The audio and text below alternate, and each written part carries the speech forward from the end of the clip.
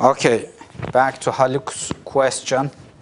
He's asking if we've already proved that this is indeed a finite dominating set for the p radius value.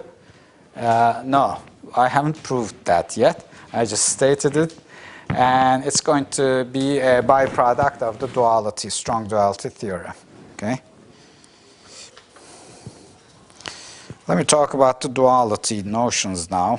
This is a little bit complicated, but I'll make it simple for you.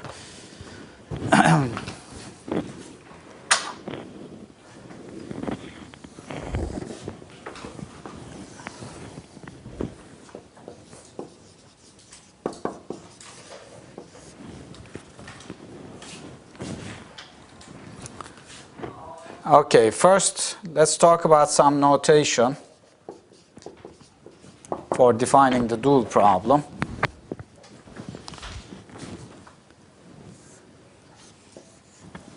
I'm going to take K as any subset of the set of indices of the vertices. So K is any subset of J.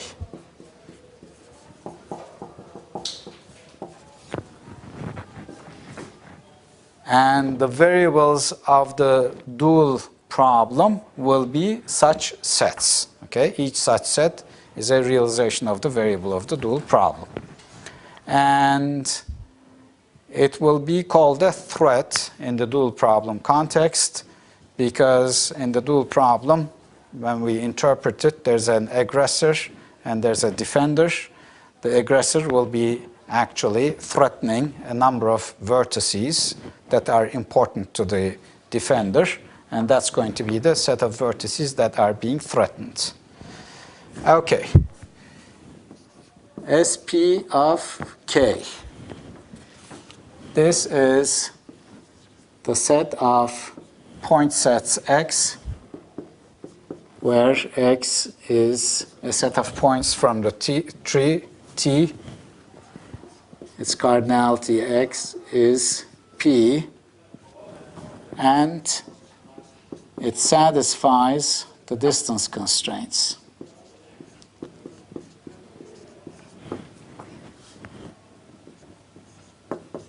For the set of vertices in K. Not for all vertices, but for the set of vertices in K. So again, it's important to understand what this definition is trying to convey. We're talking about the set of all point sets such that the point set must come from T. It must have P points in it. And all of the upper bounds for the vertices in the thread K must be satisfied. Okay?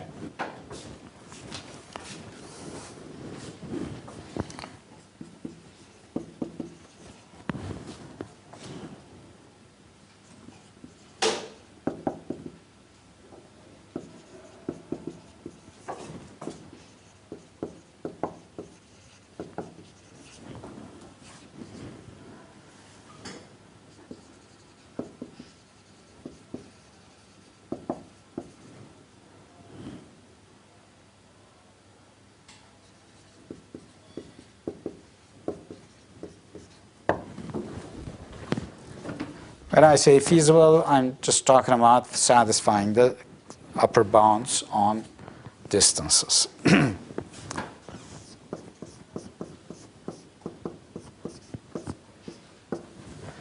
Fx given K. This is the maximum loss Fj dx Vj J restricted to the set K.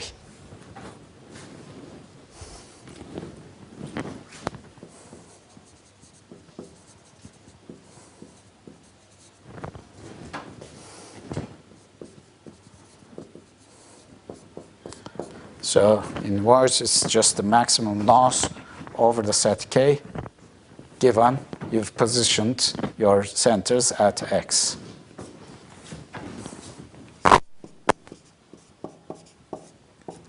Zp of k.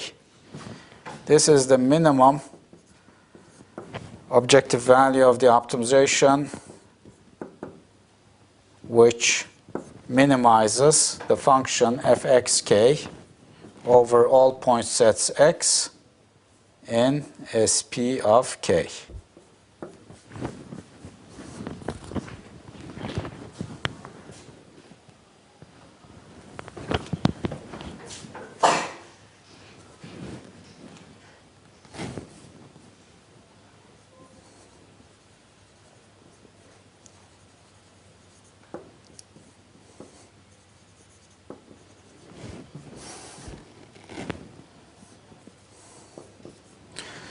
So this is a compact notation for an optimization problem, a combinatorial statement of the optimization problem, where you are trying to minimize the maximum loss relative to the vertices in K, subject to X being a point set in T, which has only P points in it, and which also satisfies all the upper bounds. So it's just a compact form of stating the P-center problem as if your J is replaced by, capital J is replaced by K.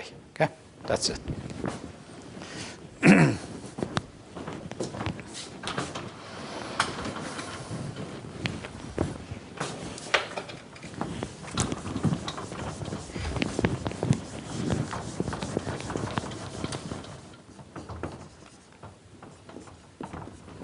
In this special case, when K happens to be the same as J, we simplify the notation to Sp.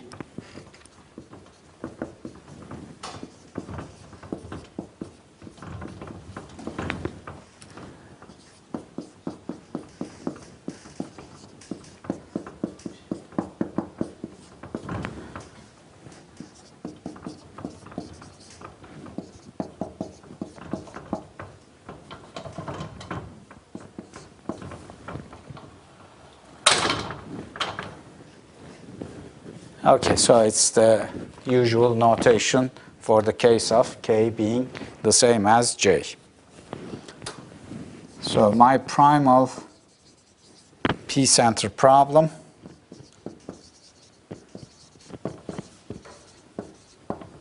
let's call it PC as usual, is the problem of minimizing f of x subject to x in Sp of, just in Sp.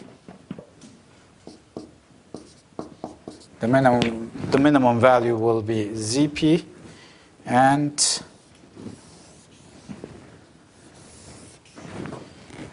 we take Zp to be infinity if there's no feasible solution, if Sp is empty. Okay?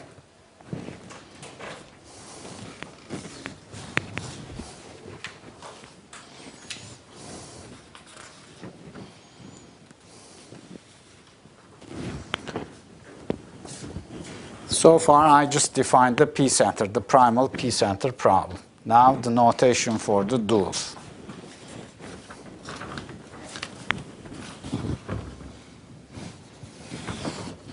Beta ij. It's the same definition, but in short notation, it's the one radius for the point set consisting of I and j alone.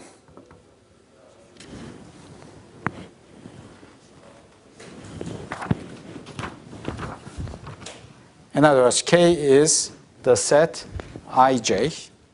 So when K is that set, Z1 of K is beta ij. Does everybody see that? Okay. It's the one center, one radius relative to vertices I and j alone. Okay?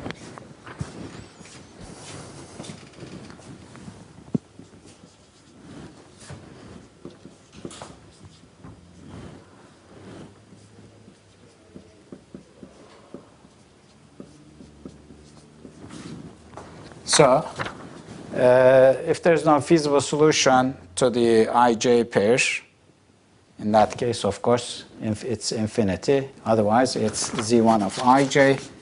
And in that case, that's the constraint 1 radius.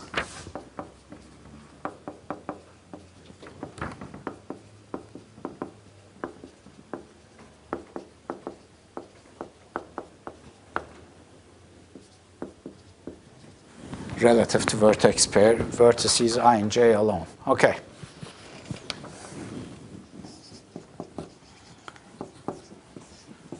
So given a threat k, we also define alpha of k to be the maximum fj0 value, j restricted to vertices in k. We define beta of k to be the minimum beta ij value relative to vertices restricted to k, I less than j. We define g of k to be the maximum of alpha of k and beta of k.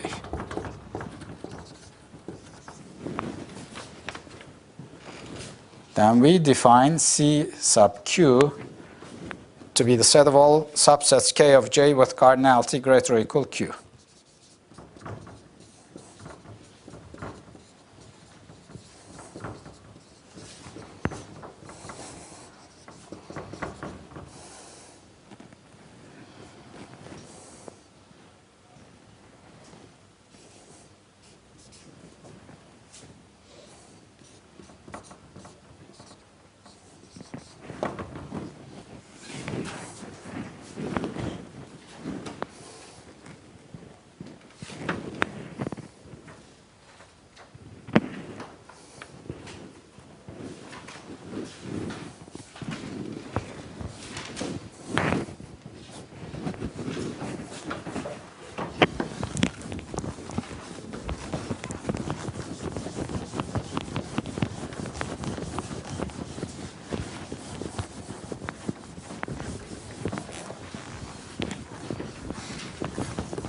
Set of all subsets k of j with cardinality at least q. Of course, this is meaningful for what values of q? Q must be less than n, right? Greater or equal 1.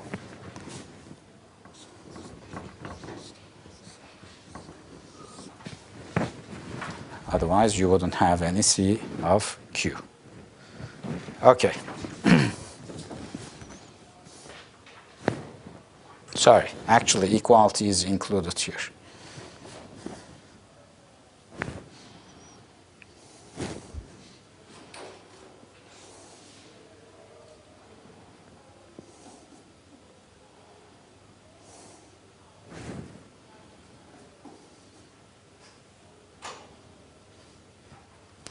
In the dual problem, I'm going to restrict q to values greater or equal to, so you might want to take a note of that, or we might as well do that here, because p and q will be related if in the way q will be p plus 1, so for that reason it's going to run in this range. Okay.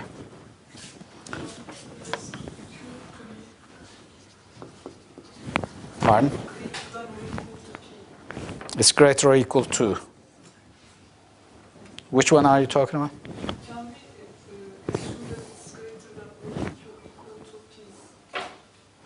about? No, don't assume that. No, this is I'm just giving you the definition irrespective of P. Okay? This has nothing to do with P yet. I don't understand GK. Which one? Where's GK? I don't have any GK. Which one? Oh, G of K. Oh, okay. Okay.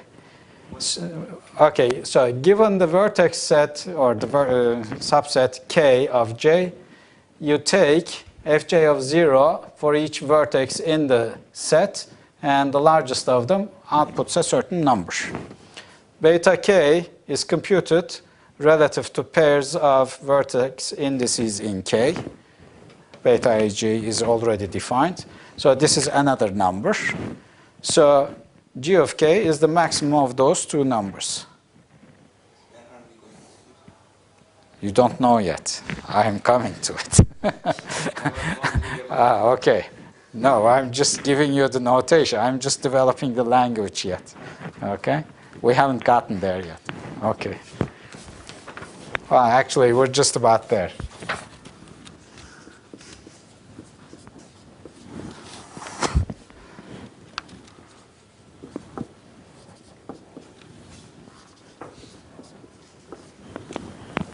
Again, for short notation, whenever k is equal to j, alpha and beta are the short notations for alpha of j and beta of j, respectively. So the dual problem is the following.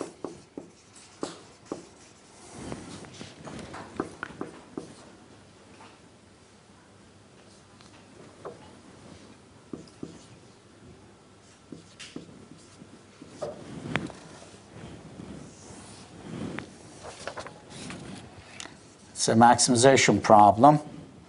You're trying to maximize g function, g of k. K is in p plus 1, cp plus 1.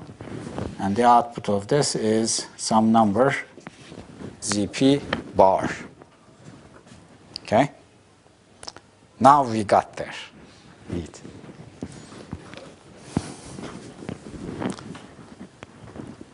So P can be smallest 1. Did we mention that? So this is well defined for P between 1 and n, strictly less than n. Okay? When it's equal to n, of course, you just put one point on top of every vertex. It's trivial. So this one is defined for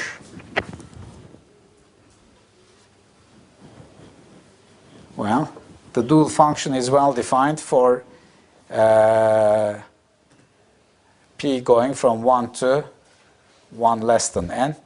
So this set will go from CQ to whatever, up to Cn, okay, depending on what P you have under consideration. Does that make sense? Okay. All right. So this is given for this is defined for a given P.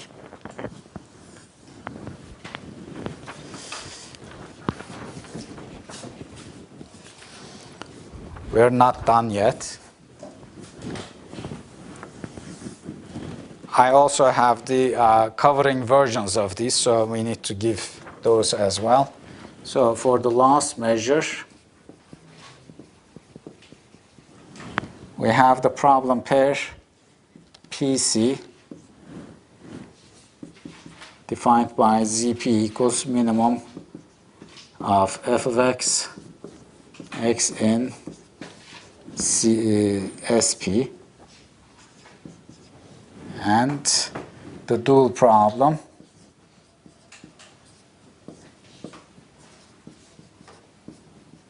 defined by a maximization of the G function over all threads in with cardinality at least P plus 1.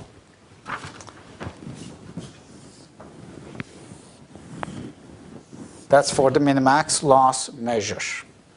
Here we've got the cardinality measure, the related covering problems.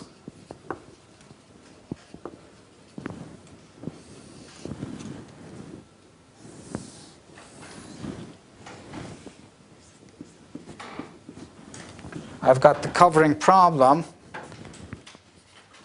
whose optimal objective value is Q of Z. It's the minimization of the cardinality of the point set X subject to Fx, or the maximum loss is less than or equal to Z. Okay, you can expand that into different distances, which amounts to that, plus the distance constraints dx vj less or equal uj, j in j.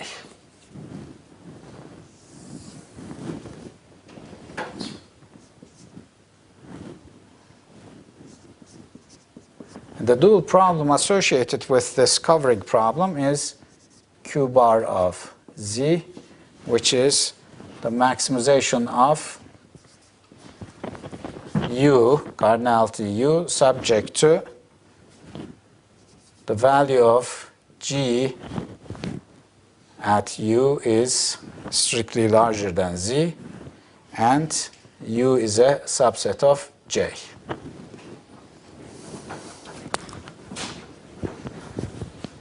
Now, before I lose you too much, I'll talk about them now, okay? It was just the setting for now, until now. Huh? I'm out of time. Yeah.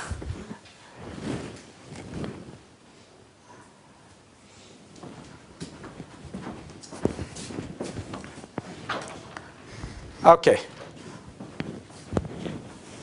First of all, let's just focus on the primal p-center problem for a moment. This is a compact notation for your regular p-center, constrained p-center problem. You're trying to minimize the maximum loss subject to x being in the feasible set SP defined by P. Okay?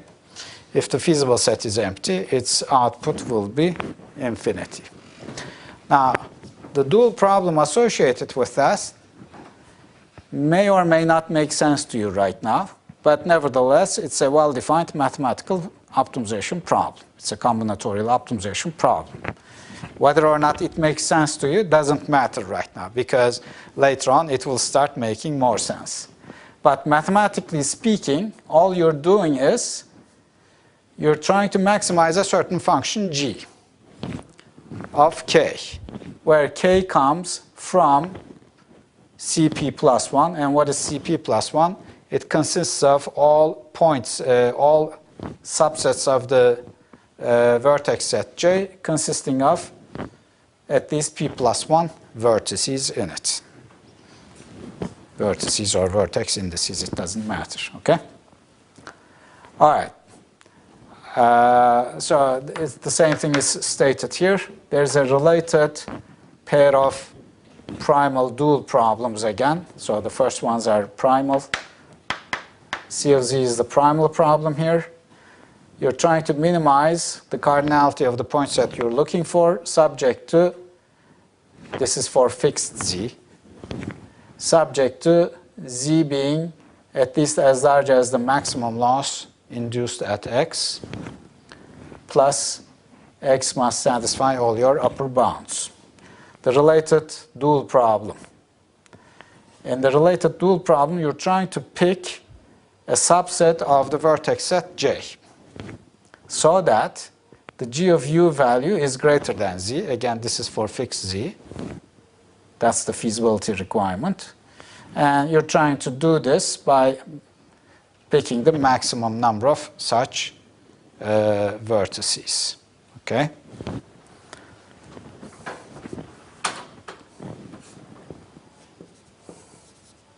Would you like an interpretation first or an example first? Maybe I should give you a numerical example. I don't know. It doesn't matter. To him, it doesn't matter. What about you guys? Are you somewhat feeling lost? Let me just give you a short interpretation. If things don't become clear, we'll just run through the example. So. Or is it the same thing that we did for the linear case?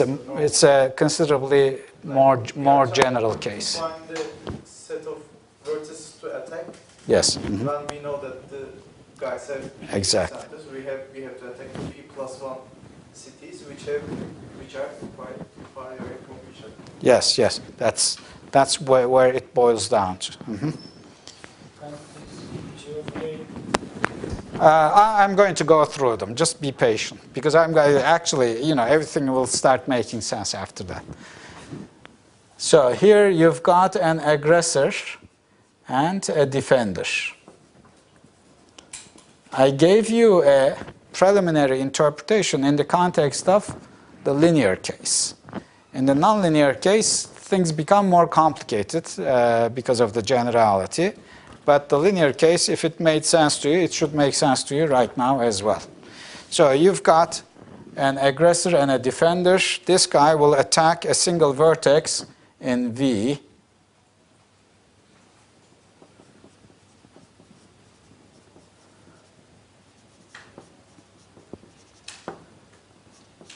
Or in J, if you want to think of it that way. Okay. J is the set of vertex indices. For me, they are the same as the vertices. Defender has, say, forces or important facilities already at the vertices, and he's got P response forces to position. Okay.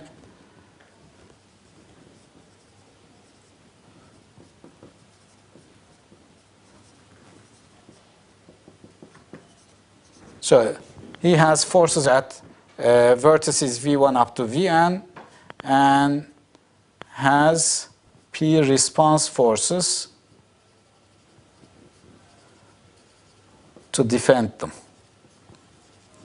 Response forces are different from the forces already positioned at the vertices. Okay?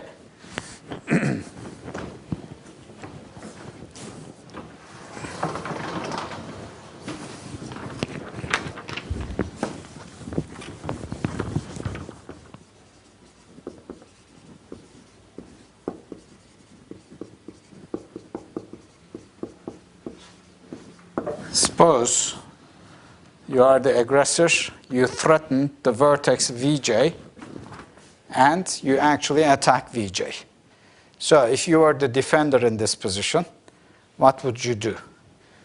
You would obviously respond in the quickest possible way. Of course, you have information knowing that the vertex Vj is being threatened. So you place your response force right at Vj, and you will still incur a loss.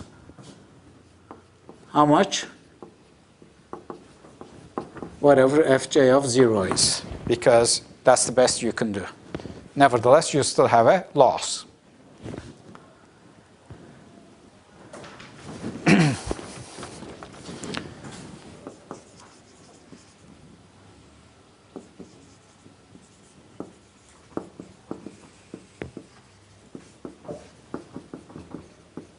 Suppose now you're the aggressor, you threatened Q vertices, and you will attack 1. Only 1. Okay? So in this case, let's just denote by K the vertices that are being threatened. And it's got Q vertices in it. Now the defender chooses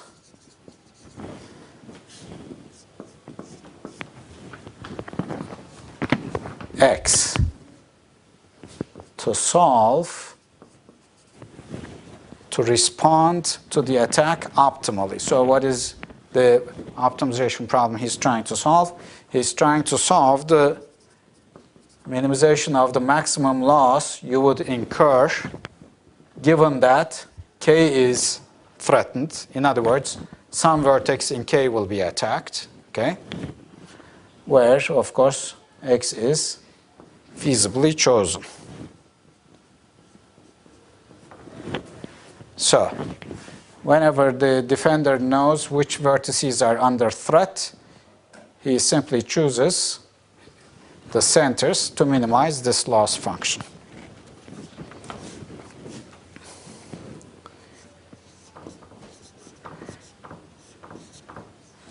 Now, if the defender has P response forces, as we assumed to be the case, and the number of vertices that are being threatened is less than or equal to P. then what is the optimal response for the defender?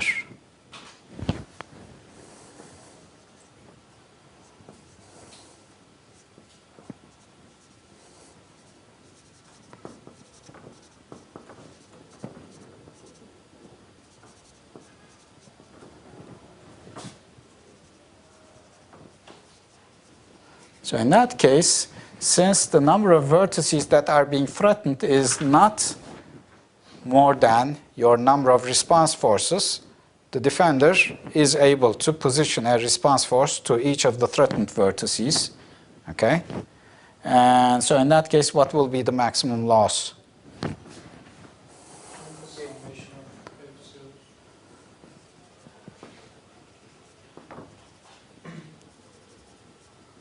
How much? Alpha K. Alpha k, yeah. Because each vertex, well, any one of these vertices can be attacked, and the maximum or the worst that can happen is the one that gives the maximum fj0 value will give you the loss. Okay? Okay. If, on the other hand, Q is greater than P, then in that case, of course, the defender cannot place or cannot position a response force on every vertex that is being threatened. So he's going to have to place at least one response force to jointly respond to some two threatened vertices. Okay? In this case,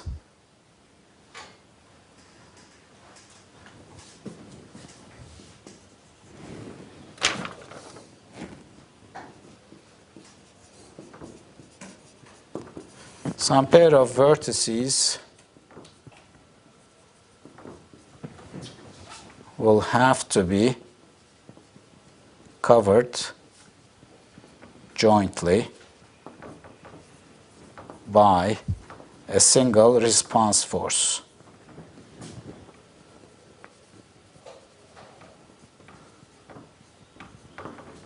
Well, at least one pair will have to be covered jointly by a single response force, because P is 3, for example, but Q is 4. So obviously you have to respond to some two vertices from a single response force. Okay, in this case, what is the worst loss you can get?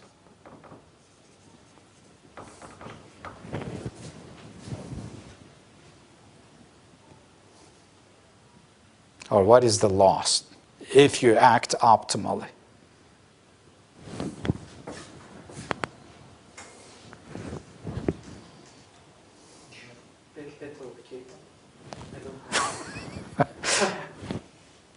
Okay, if you are the defender, if you have only 3 response forces, but there are 4 vertices that are being threatened, you know what those vertices are, what would you do?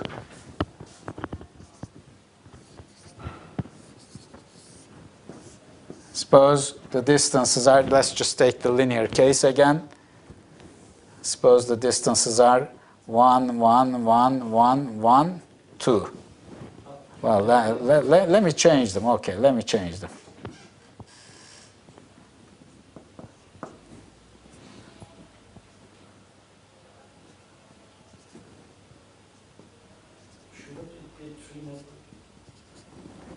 Okay. Let's change that to a 3.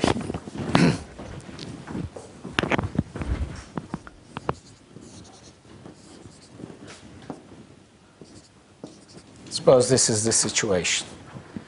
You've got 3 response forces. These are the vertices under consideration. How would you place your response forces optimally? Huh? I would cover one of them. I would place one of them here so that these are jointly covered. Then place another one here, another one here. Does that make sense? Yeah, I'm trying to minimize the loss. in this case, my loss is 0.5 either way, okay? So what is the worst loss you can incur as aggressor to the defender when the defender acts optimally? In this case, it's the smallest. The worst case is smallest one. Yeah, it's the smallest pair. So it's the beta value. That's why it's the minimum. Barış was right. I don't know if you were referring to that, but yeah, the minimum pair is, well, actually, the defender acts optimally, so he's trying to actually sacrifice a single response force for the minimizing pair, and the other ones are somehow distributed to the other ones, okay? And the aggressor, well, he can certainly inflict this much of loss to the defender, but shouldn't expect to do anything more than that. Do we know that Q is only 1 greater than P? No, it can be more than that. So, in that case, I think the loss Okay, is larger. fine. Let me put one more here. You still have 3. How would you do it?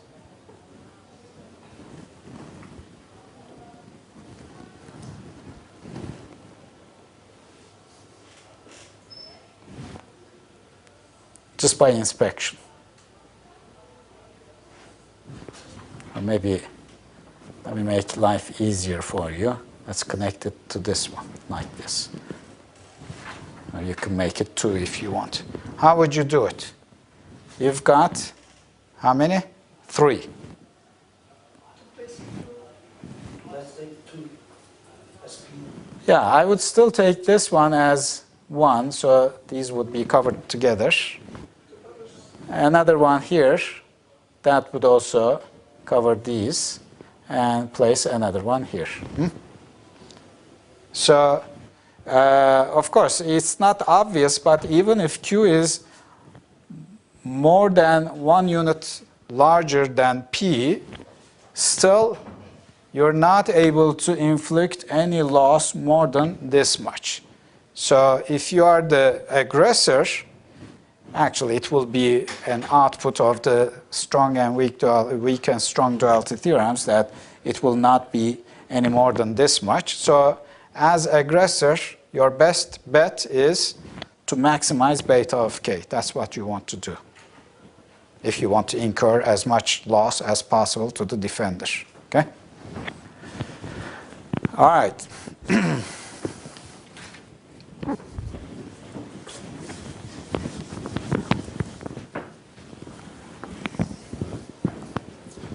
Well, we're out of time, essentially. But let me give you the data of the problem we want to look at. And then maybe we can start talking about it next time on Monday. So here's my famous tree. Except that for some reason, I changed my vertices, so you're going to have to do that as well.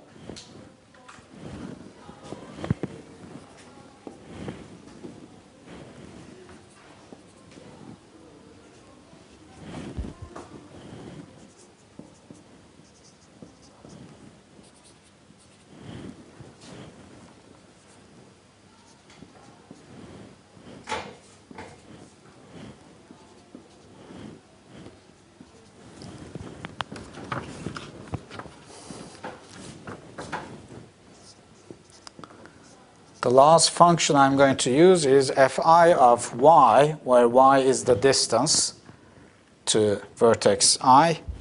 It's going to be some weight, wi, times y plus some addend hi, all squared. This is well defined for y in the interval going from 0 to upper bound ui.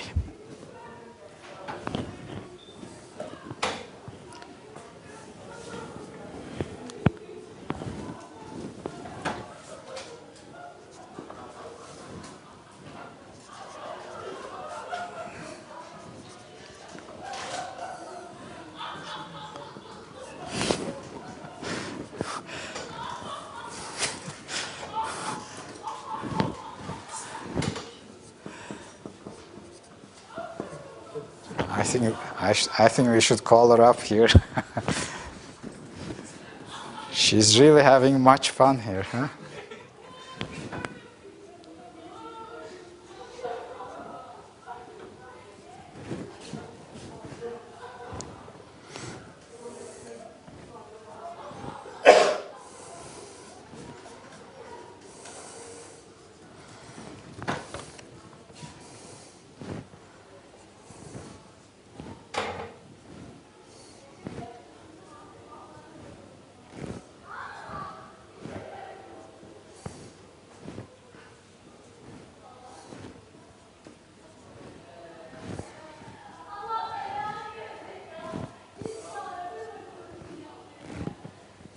Feature need not be positive, right? Not negative.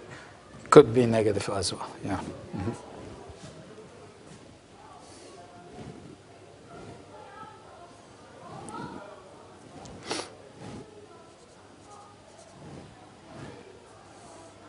This last column you need to compute, but I've already done that. You need to compute using the expression here. Okay?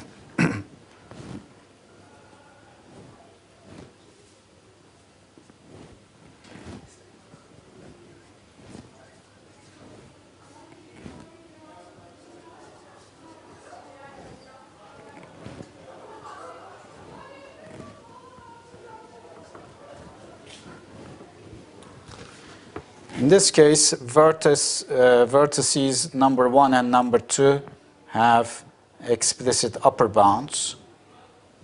The other ones, the upper bounds are equal to the delta I values.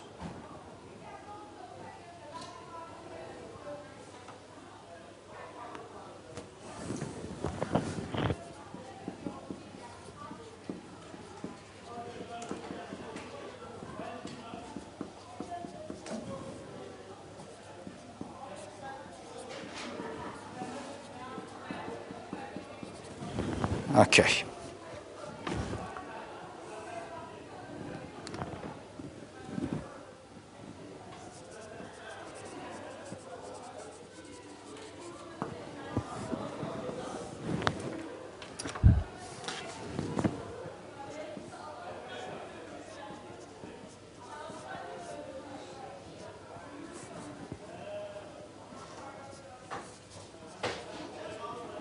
So computations will involve the Fi0 values as well as the beta ij's. Fi0s are easy. How much is the first one? Well, it's going to be 4 times 0. How much is it? 0. The second one? 0. The third one? 9 times 16.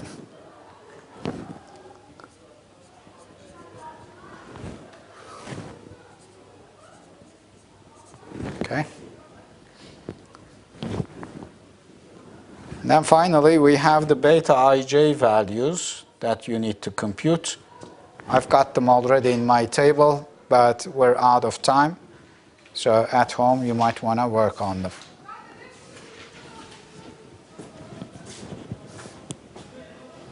Because in the exam, when you run into a problem of this sort, you need to know what you're doing. Okay? So you need to know how to compute these beta values, etc.